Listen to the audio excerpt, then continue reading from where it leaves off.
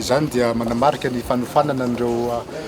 manamboninahitra ambony eto anivon'ny tafika malagasy eo amin'ny asa izay atao amin'ireny état-major samihafa reny ary fantatsika tsara fa ny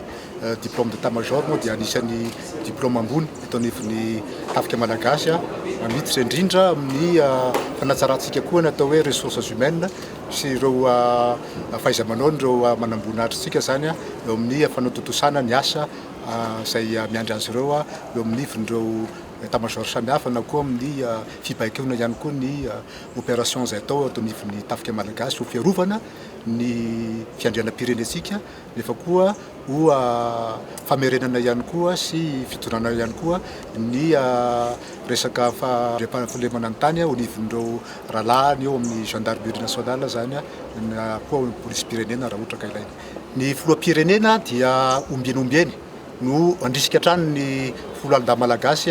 hanakaiky ny vahoaka malagasy ho fiarovana ny ainy sy ny fananana ary izany indrindra no nanambarako fa ny folo alina malagasy dia mandala ny atao hoe lalan'ny mpanorenana, mandala ny atao hoe safidy-bahoaka araka ny lazaiko tao hoe ny filohan'ny repoblika ny Madagasikara dia safidy-bahoaka, miaro an'izany safidy-bahoaka zany ary miaro ny fiandrianam-pirenentsika, miaro ny fandriam-pahalemana eto amin'ny tany sy fanjakana mba tsy hisiana korotana na aveza zany na aveza satria tsy azo ny tsikaikena zany ary ny folo alindady mijoro hatrany amin'izany fampiarana ny fandriam-pahalemana zany eto Madagasikara ary tsy taraitana miepaka amin'ny fanatanterahana ny adidiny sy ny asany mikasika an'izany fametrahana fandriam-pahalemana zany. Eto akatoky ny fety izay miandry antsika noho ny fitongavan'ny taom-baovao indrindra dia eto sady tsika dia efa miteny fa tsy eketsika ny fanaokorotanana na avy amin'iza